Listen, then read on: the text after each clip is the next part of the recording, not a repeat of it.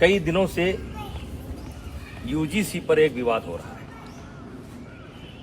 और यूजीसी का विवाद यहां से शुरू होता है कि सरकार पढ़ने वाले बच्चों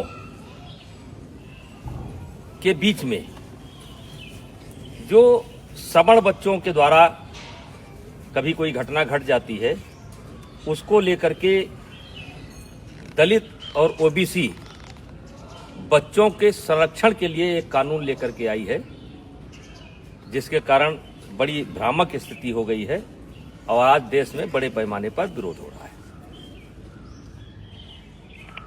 ये मेरे सामने कुछ बच्चे हैं, इसमें हमारे भी बच्चे हैं और दलित समाज और पिछड़े समाज लगभग हर समाज के बच्चे हैं। ये रोज साथ में खेलते हैं। कितने दिन से तुम लोग साथ में खेल रहे हो? 5 साल से ये बच्चे डेली शाम को आते हैं और खेलते हैं। फिर इनको कोई नाश्ता पानी? हाँ, जैसे लड्डू मिठाई चाय आम मटर सीजनल, यानी जो घर पर रहता है वो ये लोग साथ में बैठ करके ये नाश्ता करते हैं। ये कोई कानून के तहत नहीं कर रहे हैं, ये कानून के बंदिश से नहीं खेल रहे हैं। ये हमारी सनातन की परंपरा रही है, हमारे नस नस में है। पंडित दीनदयाल जी ने कहा था कि जो नीचे हैं उनको ऊपर लाना है और यही हमारी सनातन परंपरा है, यही हमारी सवर्ण परंपरा है कि जो नीचे हैं उनके साथ भेदभाव न करना, ऊपर लेकर के आना। इसका मिसाल ये किसी कानून के तहत नहीं हो रहा है। और आज मैं सरकार से कहना चाह रहा हूं कि समाज कैसे चलता है, ये ऑफिस में बैठ करके समाज को नहीं चलाया जा सकता है। समाज को चलाना है तो गांव आइए और गांव में देखिए कि बिना भेदभाव के, बिना किसी जातीय रंग के एक साथ बच्चे खेलते हैं।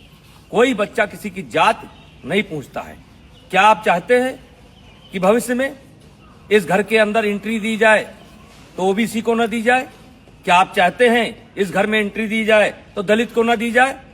क्या आप चाहते हैं ऐसा आप माहौल खड़ा कर रहे हैं? तो आपसे हाथ जोड़ करके विनती है, इस मामले को वापस लीजिए। और मैं अपील करना चाहता हूं, सवर्ण समाज से अपील करना चाहता हूं कि इसमें संपर्क करिए ओबीसी के लोगों से। ओबीसी समाज के जो समझदार लोग हैं उनसे संपर्क करने की जरूरत है। जो दलित समाज के समझदार बच्चे हैं उनसे संपर्क करने की जरूरत है और उनसे इसका विरोध कराना है, क्योंकि गांव में हम एक साथ रहते हैं।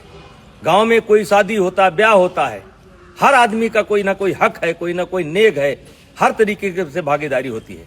अभी मैंने सनातन कथा कराया, 1 जनवरी से लेकर के 8 जनवरी तक मैंने सनातन कथा कराया और जिसमें सदगुरु रितेश्वर महाराज जी ने कथा कहा। मैंने 52 जाति समाज के जो धर्म गुरु थे उनसे उद्घाटन कराया, उनसे एक एक वृक्ष लिया और मैं सनातन वाटिका बनाने जा रहा हूं। आपने तो कानून बना करके हमारे उस मिशन को स्वाहा कर दिया। आकर के आइए हम आपको दिखाते हैं कि कौन सा समाज ऐसा है जिसने उस कथा में भागीदारी नहीं की है, सहयोग नहीं किया है। तो ये कोई नई परंपरा नहीं है, ये हमारी सनातन परंपरा है, ये हमारी परंपरा रही है। इसमें कानून की कोई जरूरत नहीं है। हाँ, कोई बच्चा गलती करता है जो क्षमा करने योग्य नहीं है तो उसको आप सजा दीजिए। यदा कदा घटनाएं घट जाती हैं, सजा दीजिए, उसमें कोई विरोध नहीं है। लेकिन ये जो कानून है ये समाज में टकराव पैदा करेगा और इसीलिए आज कई दिन से मेरे ऊपर दबाव पड़ रहा था, बोलो बोलो बोलो। हमने कहा हम गांव में जाकर के बोलेंगे। ये बच्चों को मैंने जानबूझ करके इकट्ठा नहीं किया है, इसमें हर जात समाज के बच्चे हैं और एक रोज की बात नहीं, रोज खेलते हैं। और ऐसा केवल यही नहीं है, हर गांव में है। हर गांव में कोई क्रिकेट खेल रहा है, कोई कबड्डी खेल रहा है, कोई खो खो खेल रहा है, एक साथ पढ़ते हैं। वैसे भी इसके पहले आपने कानून बनाए, दलितों के ऊपर अत्याचार ना हो इसके लिए कानून बनाए। क्या दलितों के ऊपर अत्याचार रुक गया? महिलाओं के साथ अत्याचार ना हो उसके लिए कानून बनाए आप, क्या वो रुक गया? दहेज के नाम पर कानून बनाए आप, क्या वो रुक गया? रुका नहीं, दुरुपयोग ज्यादा होता है। जहां ऐसे कानूनों की समीक्षा की बात होनी चाहिए, अब पता नहीं किस मंशा से अधिकारी बैठ करके ऑफिसों में निर्णय ले लेते हैं।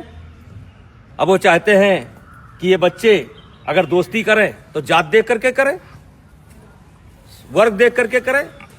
तो मैं इस कानून के पूर्णतः विरोध में हूं। अगर जरूरत पड़ेगी तो आंदोलन होगा, लेकिन आंदोलन में केवल क्षत्रिय नहीं होंगे, सनातन धर्म के मानने वाले सब होंगे, दलित भी होंगे, पिछड़े भी होंगे।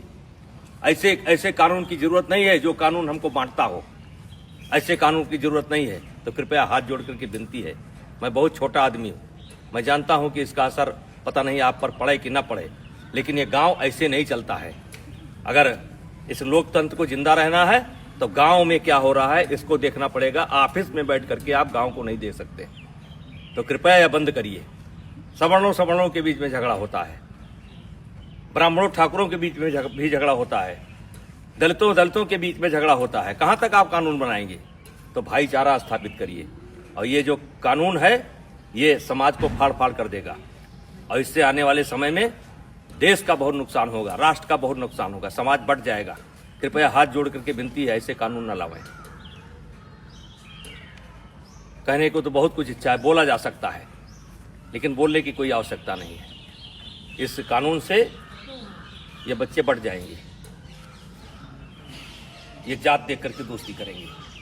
कितने साल से आते हो तुम लोग? 5 साल से आते हो।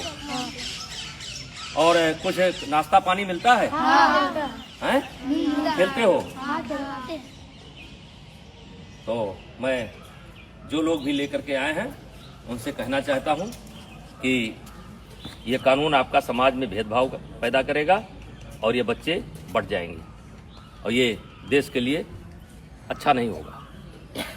और मैं इस कानून में, वैसे मैं एबीपी का बयान देख रहा था, संतुलन की बात की गई है। इस कानून में संतुलन नहीं है। आपने एक पक्ष को अपराधी बना करके खड़ा कर दिया है, और वकील का भी मौका नहीं दिया कि इनका वकील कौन होगा। तो जो गलत करता है उसको सजा मिलनी चाहिए, चाहे क्षत्रिय समाज का हो, चाहे ब्राह्मण समाज का हो, चाहे किसी समाज का हो, वो सजा का हकदार है। उसका कोई समर्थन नहीं करेगा, हमारा कोई समाज समर्थन नहीं करेगा। लेकिन आप ये बच्चों में भेदभाव मत पैदा करिए, स्कूलों में भेदभाव मत पैदा करिए। और मैं फिर अपील करना चाहता हूं दलित समाज के बच्चों को, जो पढ़े लिखे बच्चे हैं उनको अपील करना चाहता हूं, ओबीसी समाज के बच्चों को अपील करना चाहता हूं। ये देश हम सबका है, और इस देश में सौहार्द बनाए रखना हम सबकी जिम्मेदारी है। तो कृपया ऐसे कानून का समर्थन न करें। धन्यवाद। चलो ठीक, चलो।